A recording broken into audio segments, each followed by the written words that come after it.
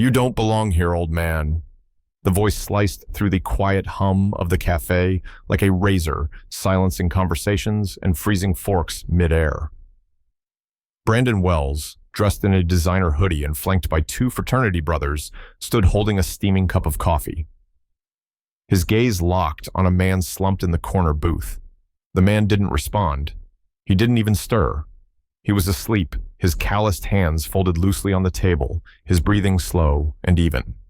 Raymond Clark, 67, sat in the same booth he always did after his graveyard shift at the shipping depot. His flannel shirt was faded, his boots scuffed and tired but neatly laced. A small, tarnished purple heart pin sat just below his collarbone, an honor few recognized and even fewer respected anymore. But Brandon didn't see a veteran. He saw an inconvenience. "Watch this," Brandon muttered, smirking as he held the coffee cup high. "No, don't," one of his friends whispered, but it was too late. With a flick of his wrist, Brandon poured the scalding hot coffee directly onto the sleeping man's head. The cafe gasped. Cups clattered. Raymond jerked upright with a guttural sound, his marine instincts flaring to life, even before his vision cleared. His eyes scanned the room, then landed on the now empty cup, dripping from the table's edge. The burns hurt, but not as much as the humiliation. Not as much as the silence from the watching crowd. The coffee soaked his flannel and stung his eyes. Still, Raymond didn't move to retaliate. Decades of discipline rooted him to the seat. Brandon laughed and tossed the cup into the trash. Maybe now he'll find a sidewalk to nap on. The cafe was still. Not a soul moved. Not even Mrs. Gallagher, the cafe owner who had stepped away to check the lunch deliveries. Raymond slowly reached for a napkin, wiping the liquid from his weathered face. His hands trembling not from fear, but exhaustion, worked quietly as he blinked against the heat. He didn't look at Brandon. He didn't say a word. But inside, something deeper stirred. Just a few hours earlier, Raymond had been hauling crates onto trucks in the frigid night to keep food on the table for his disabled daughter and her two young grandkids. He hadn't complained. He never did. Not when he got home and found the heater broken. Not when he had to skip his medication to afford Sarah's. This cafe booth had become his only refuge. Now it had become his battlefield. And this time, the enemy wasn't carrying a rifle, it was entitlement dressed in luxury sneakers. What no one in that cafe realized not yet was that the man soaking in silence wasn't just another face in the crowd. He had once saved lives with his own hands. And now someone else's hands had just changed everything. The cafe had fallen completely silent. All eyes were on the booth where 67-year-old Raymond Clark sat drenched in hot coffee humiliation burning hotter than any scald on his skin. His shoulders, though weathered by decades of labor and combat, were still squared. His hands stained with calluses, and time moved slowly to wipe the liquid from his face with the last dry napkin on the table. Brandon Wells, cocky, rich, and completely unaware of the fire he had just lit, grinned smugly. "Maybe next time," he said loud enough for everyone to hear, "you'll think twice before napping in a place meant for paying customers." Before Raymond could respond, a woman from the far side of the cafe stood up fast. Her chair scraped sharply against the floor. "Excuse me," she said, voice tight with outrage. Brandon turned, eyebrows raised. Vanessa Cruz was not someone easily ignored. Middle-aged, composed with a VA badge clipped to her blazer, she crossed the cafe in long, purposeful strides. "You just assaulted a veteran," she said flatly, "and I'm calling someone who's going to want to have a word with you." She pulled out her phone and walked past Brandon without another glance, dialing with trembling fingers. Her voice dropped, low, urgent. "Colonel Tran, it's Vanessa. We've got a situation. A vet's been assaulted at the Daily Grind." "Yes, he's here. Raymond Clark. You remember the name?" The swinging door burst open, and out came Mrs. Gallagher, the cafe's longtime owner, apron dusted with flour, her face flushed with fury. What in the holy hell is going on in my cafe when she saw Raymond wet, humiliated, trying to sit with dignity? Despite it all, her face darkened. "Raymond," she breathed, then turning toward Brandon. "Did you do this?" Brandon opened his mouth, but no words came. The tone in her voice had changed the room's entire energy. "He was sleeping in my booth," Brandon said finally, but the justification was paper thin now. "I was making a point." "It was a joke." Mrs. Gallagher walked straight up to him, planting herself like an oak in front of a wildfire. "That man," she hissed, "is more decent than you'll ever understand. He's worked night shifts to raise his grandkids. He's a Purple Heart recipient, and you poured coffee on him." There was a collective gasp from the cafe. The bell over the door chimed. Everyone turned. In stepped Colonel Jacob Tran, late 50s spine like a steel rod. His tailored blazer didn't hide the military bearing that marked him immediately as someone not to be trifled with. His eyes scanned the cafe with calm intensity. When he spotted Raymond, his expression shifted from neutral to deeply concerned. "Raymond," he said, walking swiftly to the booth. "My God, are you all right?" Raymond looked up, stunned. "Jacob?" "It's been years." The colonel turned to Mrs. Gallagher and Vanessa. "Tell me exactly what happened." Vanessa filled him in every word, every cruel gesture. Tran's face remained hard as stone. He looked to Brandon, who was now starting to fidget, the first signs of fear slipping into his expression. "Son," the colonel said, "you didn't just humiliate a man. You attacked a Marine." Brandon's jaw clenched. "I didn't know he was—" "And that's the problem," Tran cut in. "You never stopped to ask." The door swung open again. This time it was Greg Wells, Brandon's father. Power suit, phone still in his hand. He looked confused and slightly out of breath, clearly having rushed here. "What's going on?" he demanded. "I just got a call."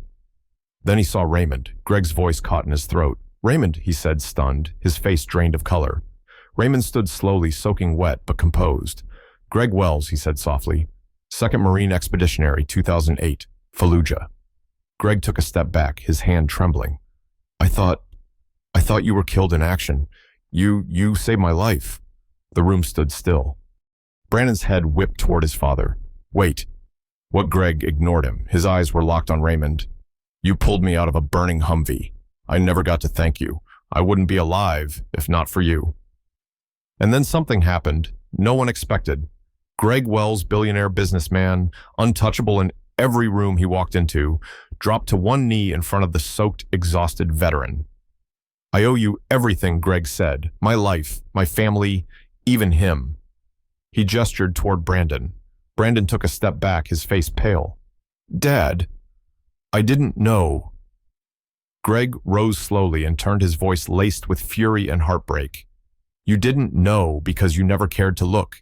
You judged a man by his clothes. You thought humiliation made you powerful. Instead, you just attacked the man who gave you life literally." Colonel Tran stepped forward. "I'll be filing reports with the VA and veteran advocacy boards, and I'm also contacting law enforcement. There will be consequences." "Mrs. Gallagher crossed her arms. "He's banned. Permanently." Vanessa nodded. "And I'll make sure every veterans group in the state hears about this." Brandon looked around. No one stood with him now, not even his father. And at the center of it all, Raymond Clark remained still quiet, not out of weakness, but because he knew something the others had only just learned, that real strength never has to raise its voice. Greg Wells stood frozen at the entrance of the cafe, his breath catching as he locked eyes with the man seated in the corner booth, soaked in coffee, still calm despite the humiliation. The years had changed him, sure, but not enough to erase the memory. "Raymond," he said barely above a whisper. "Raymond Clark." The room fell into a stunned silence. All the chaos, the gasps, the phone still recording it all seemed to dissolve into the background as Greg stepped forward, eyes wide with disbelief. Raymond looked up slowly, eyes narrowing as he tried to place the man's voice. Then something clicked. "Wells," he said, almost as if asking himself. "Greg Wells from Fallujah." Greg nodded, his voice thick with emotion. 15 years ago, I was in the 2nd Humvee. I was trapped. The flames were everywhere, and the fuel line had just blown. Everyone thought we were done for, except you. You didn't hesitate. You dragged me out while rounds were snapping over our heads." Brandon, who had been watching this unfold in growing horror, suddenly stepped forward, trying to speak. "Wait, what?" he stammered. "You know this guy." Greg turned to his son. Slowly, the color drained from his face. "Brandon, you were named after him. Your full name is Brandon Raymond Wells. I named you after the man who saved my life. That man is the reason I ever came home, the reason you exist." The cafe fell completely silent. The weight of those words settled over the room like a heavy fog. Even the hum of the espresso machine seemed to fade into nothing. All eyes turned to Brandon, who just hours ago had strutted into this cafe full of arrogance and entitlement and now stood speechless, his mouth slightly open, unable to reconcile the truth. Mrs. Gallagher clutched a towel in her hands, trembling. Vanessa Cruz, the VA worker who had seen the entire assault unfold, lowered her phone slowly. Her eyes were on Raymond, but her expression was unreadable, somewhere between heartbreak and admiration. Brandon backed up a step, shaking his head. "I didn't know," he whispered, almost pleading. "I didn't know who he was." Greg's voice cracked as he turned fully toward his son. "You didn't care to know. You saw a tired old man and assumed he was worthless. You poured scalding coffee on the man who gave me a second chance at life. You humiliated your own namesake." The young man's legs faltered. He slumped into a nearby chair, eyes locked on the floor. Shame flooding every inch of him. For once, Brandon Wells, the golden boy, the heir to one of the city's largest logistics empires, had nothing to say. Raymond, still soaked and trembling slightly from both the burn and the emotional weight, finally spoke. His voice was quiet, steady, and carried the authority of a man who had seen war and lived through its consequences. "I didn't save your father for recognition. I didn't even remember his name until just now. I did it because it was the right thing to do. That's what Marines do. We don't leave people behind, even the ones who don't remember what that means." Greg's eyes brimmed with tears. "Raymond, I've thought about you every single day since that mission. I've tried to find you. When I couldn't, I named my son after you, hoping he'd grow up to be half the man you are." He paused, looking back at Brandon with sadness. "But I failed to teach him what really matters." Colonel Tran stepped forward, the ribbons on his uniform catching the cafe lights. His expression was somber, his eyes fixed on Brandon. "This cafe has just witnessed something few Americans get to see. The cost of freedom isn't just measured in deployments or medals, it's measured in what people like Sergeant Raymond Clark carry for the rest of their lives." Then he turned to the room. "And the way we treat them is the measure of who we are as a society." The cafe, once buzzing with voices, now held only reverence. A group of high schoolers who had been sitting near the door had stopped recording and simply stared in awe. One of them eyes wide-mouthed Raymond's name as if seeing a ghost. Greg placed a hand gently on Raymond's shoulder. "Let me make this right. Whatever you need, housing support for your daughter, help for your grandkids, consider it done." Raymond looked up at him, his jaw set. "I don't want charity, Greg. I never did. I've made it this far by working for everything, but I will accept your help. If it's offered in respect, not pity." Greg nodded solemnly. "You have my word. It's not pity. It's gratitude, 15 years overdue." Behind them, Brandon finally stood, his voice shaking. "Mr. Clark, I'm sorry. I didn't know. I didn't understand." Raymond stared at him for a long moment, then gave a single nod. "Now you do." Brandon Wells sat in stunned silence as the weight of what he'd done settled in. He had humiliated a man who not only saved his father's life in a war zone, but had inspired his very name. The cafe's atmosphere was thick with both shame and something more powerful, respect. In that moment, consequences were no longer abstract. They were real. Legal repercussions unfolded almost as quickly as the revelations themselves. Colonel Tran, steady and resolute, leaned in and spoke quietly but firmly. "Mr. Wells, I'm filing a report with the authorities. This is assault." Over the next few hours, news of the incident circulated through local channels and VA networks. Soon, Brandon found himself facing actual assault charges, and to his surprise, a requirement to perform community service at the VA hospital he'd mocked just hours earlier. As dawn broke, the next day, local television captured a scene that would be replayed countless times. Brandon head bowed, shaking hands with VA staff, his uniformed assistants, ironically underscoring a form of restitution he couldn't yet fully grasp. Meanwhile, at the heart of it all, Raymond Clark, still shaken but unbroken, found his life taking a remarkable turn. Greg Wells had approached him the evening before with a proposal both unexpected and sincere, a management position at Wells Logistics with full benefits for Raymond and accommodations for his daughter Sarah and grandchildren. Raymond listened quietly, eyes steady, and said simply, "I'll take it." That decision would change everything for his family. The transformation rippled through the community. Mrs. Gallagher, the cafe owner, whose Irish heart had erupted in fury the day before, made a bold announcement to her staff and the few lingering patrons. "We're instituting a new policy, veterans always welcome." It would be posted by the door soon. She promised a small, powerful reminder that respect for service should never be optional. Word of the incident and of the cafe's new policy spread through the neighborhood. The next morning, as the sun rose, a lineup of veterans poured into the cafe, tipping hats and nodding in quiet gratitude as they settled into that corner booth once occupied only by bread and coffee stains. The booth was now clearly marked Raymond's Table, a simple plaque hung above it. At the VA hospital where Brandon completed his hours, Raymond visited one afternoon to find groups of young veterans huddled around him listening to his stories of resilience, compassion, and quiet toughness. In the lounge there, a poster quoting him hung in bold letters. "We don't kneel for recognition.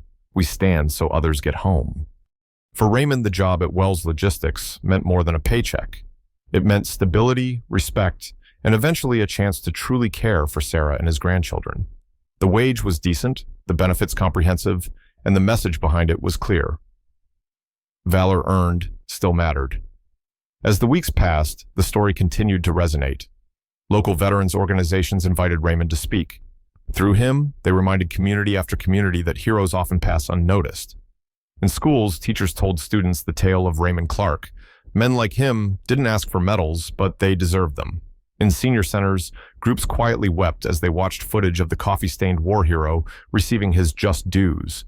Brandon, once consumed by guilt, began his path toward redemption. He performed his VA community service with humility, learning about veteran struggles, even offering to help transport people to medical appointments. One day, he approached Raymond and apologized again, earnestly and humbly. Raymond nodded. "Only way forward," he said softly. The New York Times published a short feature under the headline, "From Humiliation to Honor: How a Cafe Incident Sparked a Community's Reckoning." They interviewed Mrs. Gallagher, who now served free coffee to any veteran every Tuesday at Raymond's Table. They interviewed Raymond himself, who spoke not with pride, but with quiet dignity. "All I really wanted was a cup of coffee and peace."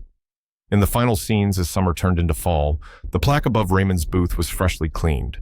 The Purple Heart pin lay flat and quiet against his chest.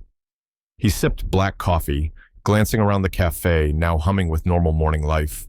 Life filled with respect and shared memories. From that booth forward, the community had changed, and Raymond Clark, the man who never stopped serving, found his own kind of peace. Not from fanfare or fury, but from the simple truth that sometimes redemption doesn't roar, it rests silently in dignity, restored.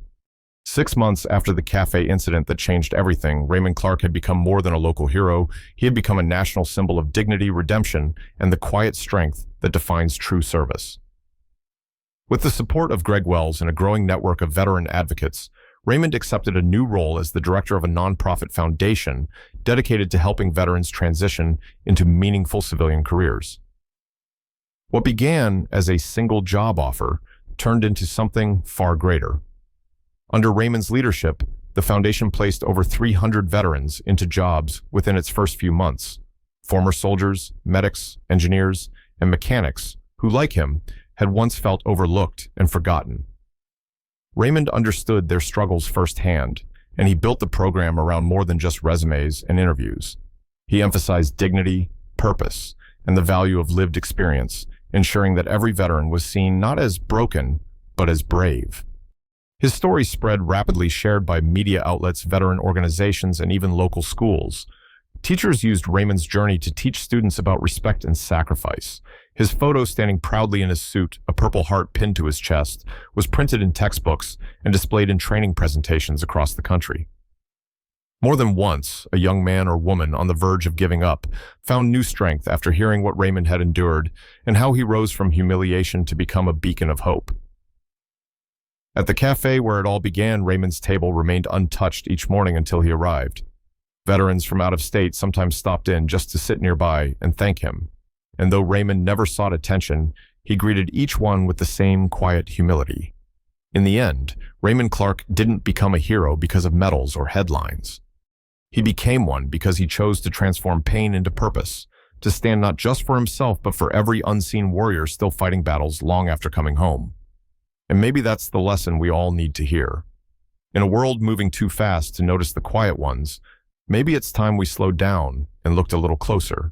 Because heroes don't always wear uniforms. They wear scars, carry burdens, and walk among us every day, asking for nothing, but deserving everything. If this story moved you, share it with someone who needs to hear it. Drop a comment below to thank a veteran in your life. And don't forget to subscribe for more stories that honor the ones who serve in silence.